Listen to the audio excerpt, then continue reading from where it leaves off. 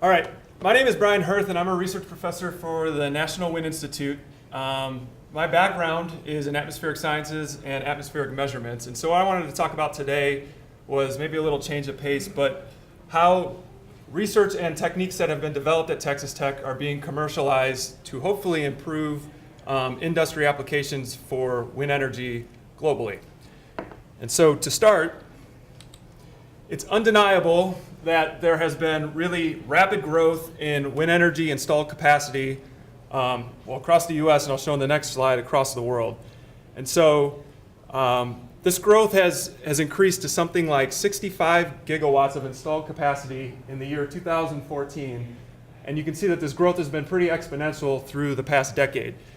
And Texas happens to be the US leader in installed wind energy capacity, followed closely by Iowa. And this map shows sort of a distribution of all the currently installed wind plants in the US.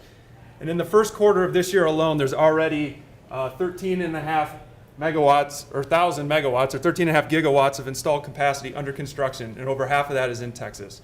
So the bottom line is the growth of wind energy and wind energy capacity has really exploded in the last 10 years. A similar trend is found globally as well. And this sort of crude map up here shows what regions of the world are really involved in wind energy development. The US obviously being one of them. Most of Europe, China, and an emerging market in the last several years is Brazil and much of South America. So again, while the trends are showing rapid growth in the US, it's also very rapid globally as well. So what's the opportunity here? I mean, the big politics and tax credits aside, the big challenge for wind energy is to become an energy source that is of similar cost to the consumer as coal, natural gas, fossil fuel type energy sources.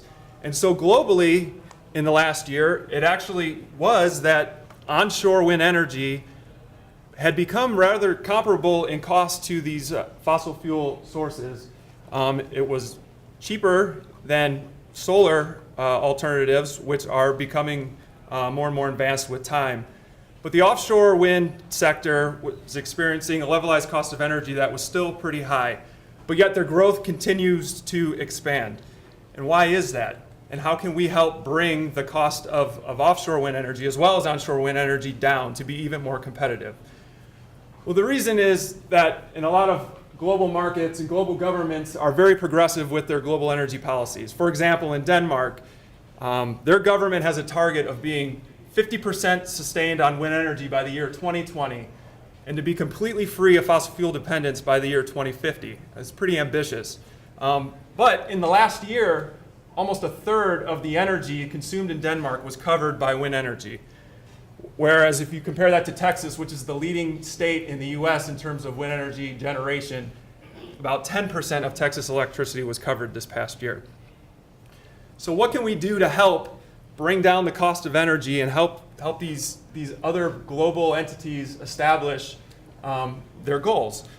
And one of the big things is that wind plants have a perceived underperformance of up to about 20% has been published in many studies.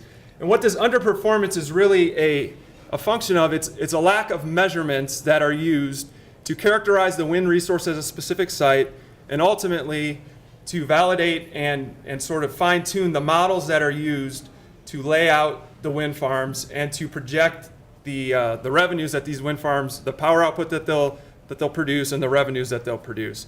And what these models have a poor time understanding is the interactions that happen within a wind plant as the wind plants, once they're constructed and as they're operating. And this is sort of a famous image that shows you have a leading row of wind turbines, the wind is flowing into the screen, and you can see these wakes behind the turbines, sort of what you would find behind a boat. Well, these wakes propagate downstream, they impact the next turbine in line, and now that turbine, one, isn't going to be able to output as much power anymore because the wind speed that it's experienced is much less because it's in this waked region, but also it's experiencing much higher loading.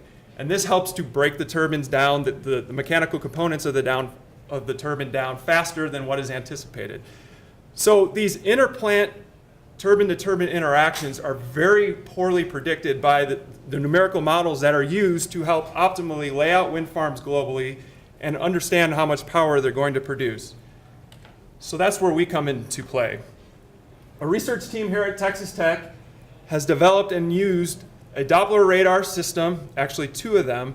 They were originally designed for meteorological applications to look at the fine scale structures in thunderstorms, tornadoes, hurricanes. These are Ka band, it's the frequency mobile radars. And so unlike the radar you probably looked at this morning and saw rain all over the whole region, these radars are designed to look at very small fine scale features. We're only looking out 5 to 10 miles, but we're looking at scales that are on the order of tens of meters. And so with these radars, we can provide measurements that the wind energy industry is really lacking and really needs. And so we can provide all sorts of wind maps that show, hey, here's what the wake behind a turbine looks like if we take a vertical cross-section through it. Or hey, if we can scan really quickly, we can look at what is the evolution of this wake over time. How does this compare to what the models say, how far downstream this wake should propagate? How will it meander as it propagates downstream? And then if we go to a wind farm, we can say, look, how are these turbines interacting with each other as these gusts and lulls pass through? How are they impacting the wind farm?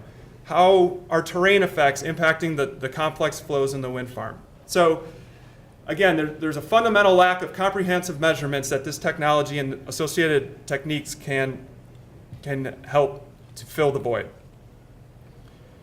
So how do we go from something that started as research to commercialization? And really the timeline is relatively small for what we've been able to do. The systems were developed and built in 2010. They went through a series of upgrades, both software and hardware, in the subsequent years.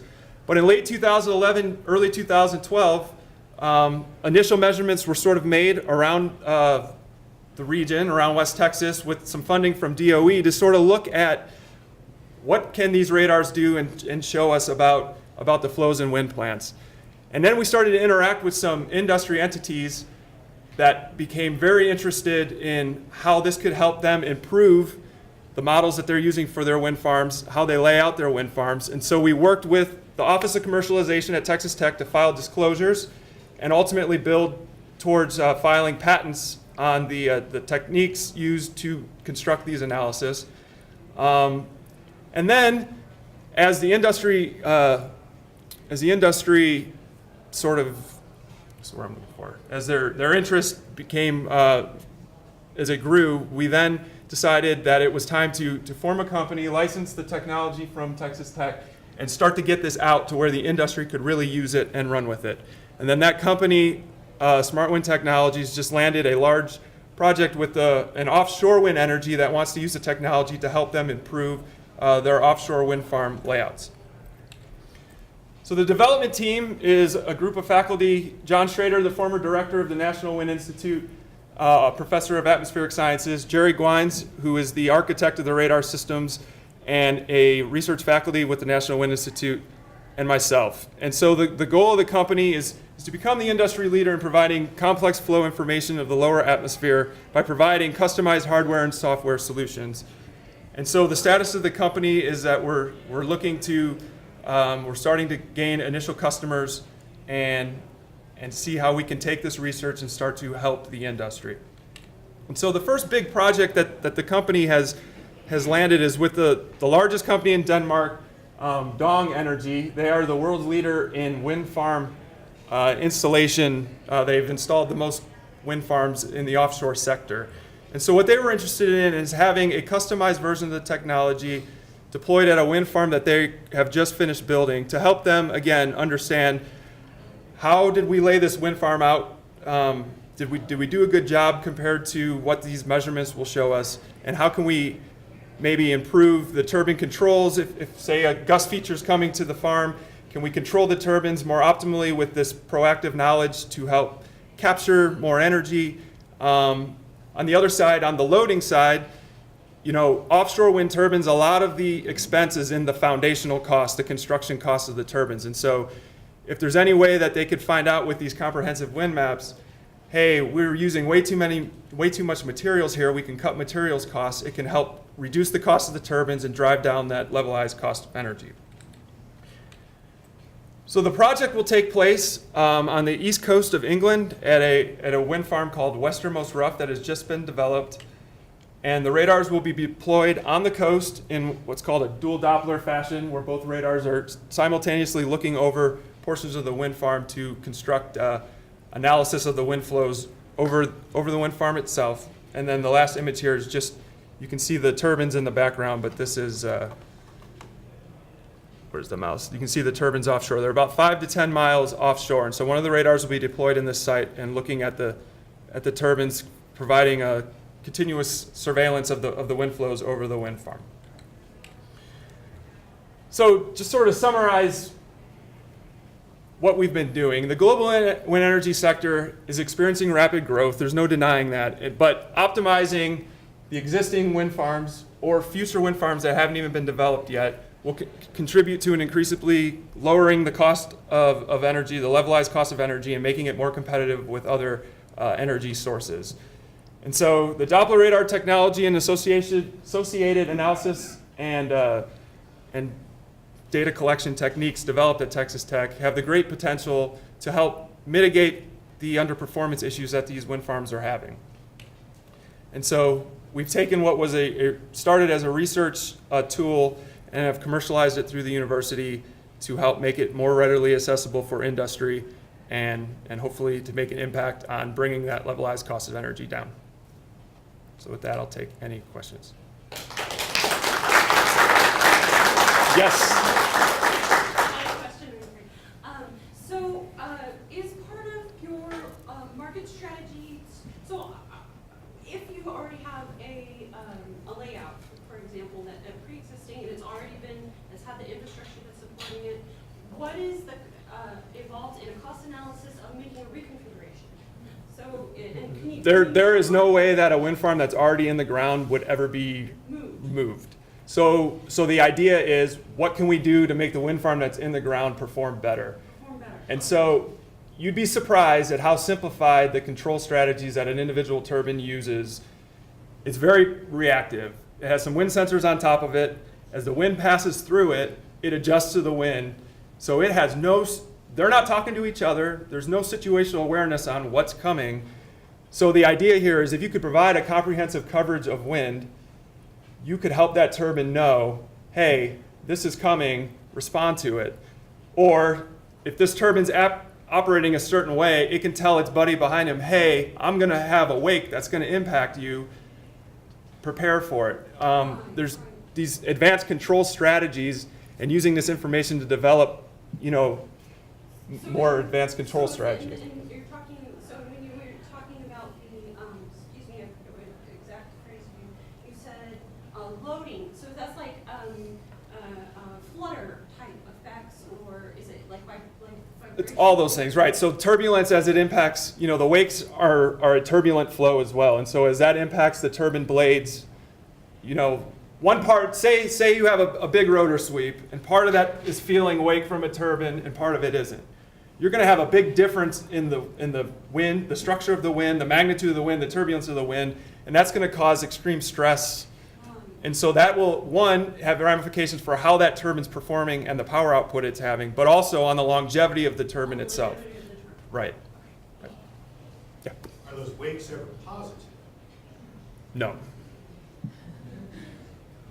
No. But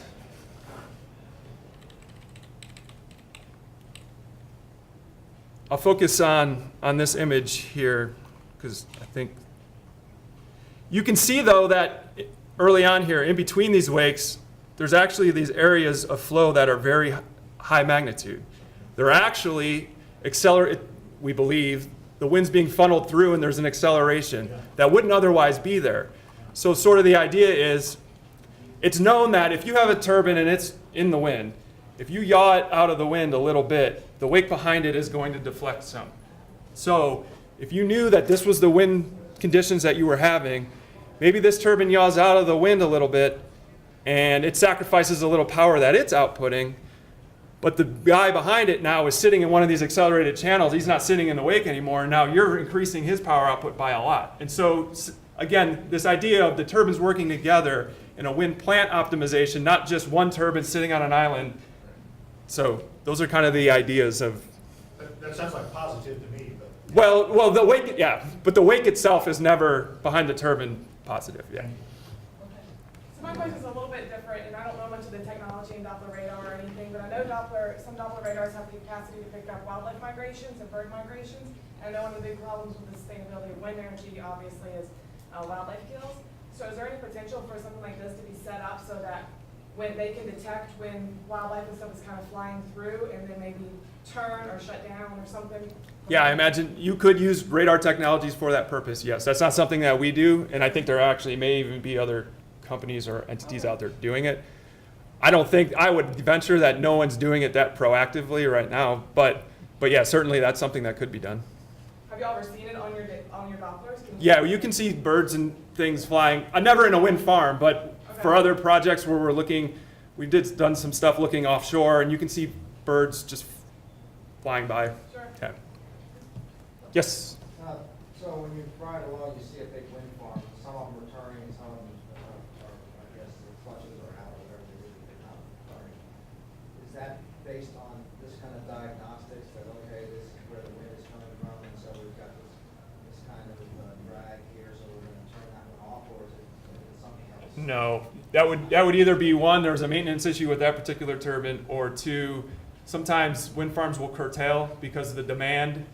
They don't need all the turbines running, and so they'll shut individual turbines off. And maybe the turbines that are selected to shut off, they'll either derate the whole wind farm down, or they'll pick individual turbines to shut off. And there may be some more proactive thinking into which would be the best turbines to shut off. But that, Mapping like this in turn. no one's using this. But that would be a possibility. Right, absolutely, yeah. Okay.